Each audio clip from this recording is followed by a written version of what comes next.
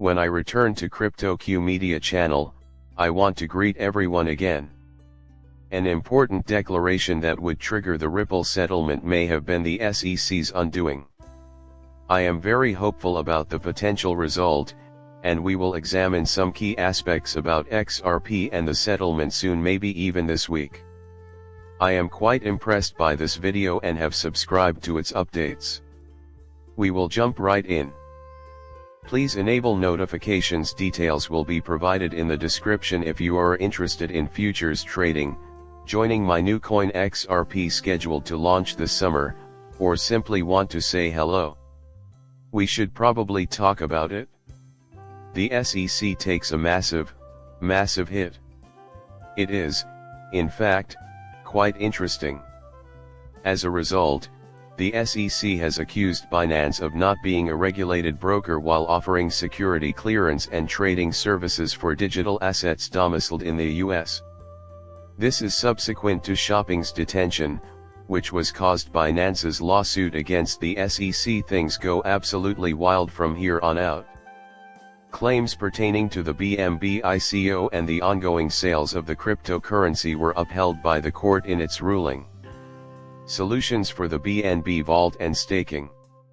Have you ever tried buying Nance? Their token, BNB, is essentially destroyed. It is the native token of Nance, and rumors have it that supply is fine and shopping is on 60%. In the instance of Nance, Jackson also approved the motion to dismiss the allegations related to the secondary sales of BNB. If it weren't better and more direct, what would it signify? Pay close attention to this. The SEC has accused Nance of being an unauthorized broker and of providing trading clearance services, among other things. The SEC has even taken action against BNB, Nance's token. When sold again, it takes on the characteristics of a security. At this point, a court has decided that it will not be considered a security. Now that the SEC has been unable to pursue Ethereum and BNB, two cryptocurrencies, XRP is the third coin that Judge Analisa Torres determined was not a security. The SEC has fined them because of what they perceive as their XRP secondary sales. The fine is purposely linked to such transactions. They flat out rejected the idea, responding with a simple no when pressed. This data set is enormous. A token's prior use as an investment contract holder is deemed inadequate by the court to justify its continued categorization as a security, in accordance with Cody Carbone's reasoning. The Bitcoin industry has now received some much-needed clarity from U.S. District Court for the D.C. Justice Amy Berman Jackson. Very important, in fact.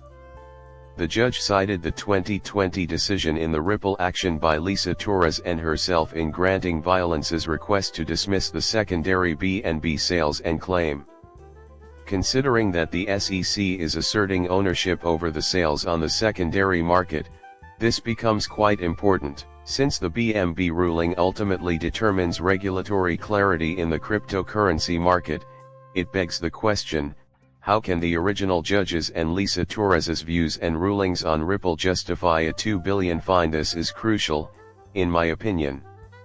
Additionally, I believe it reveals the ultimate destination of the regulatory viewpoint. This means that we can't deny ever doing it or claiming it was a security. It will always be linked to that, just like next year when Gary Gensler wants to support his immoral acts. I simply cannot make that happen. This is why I think their case that XRP-based Ethereum is no longer a security has already collapsed. We know it's the same since it's BNB on the biggest exchange in the world. Which one is more important here? Did the SEC find that exchange the most, at $4 billion? So, if you think they could have passed this, that's where they'd find it. Following this, Brad Garland made subtle references to how he feels about the SEC at the moment. A class action lawsuit against XRP token CEOs was dismissed by Judge Phyllis Hamilton of the U.S. District Legal for the Northern District of California after what felt like an eternity of legal fights. Due to the judge's prior approval of a trial involving a single state law claim, Ripple Labs scored a major winning blow. Despite the passage of nearly a year since the Taurus judgment, the judge still gave Brad Garlinghouse permission to speak. Thus Garland is obviously voicing his ideas and disseminating misinformation about XRP's legal standing. In my opinion, XRP is surrounded by positive energy since Bill Morgan, an American lawyer, is strongly in support of it. The future of XRP is unclear with regards to secondary sales and, more importantly, the potential fee that could be applied to it. The price has to be checked now. Just a minor tweak was all that the mark did.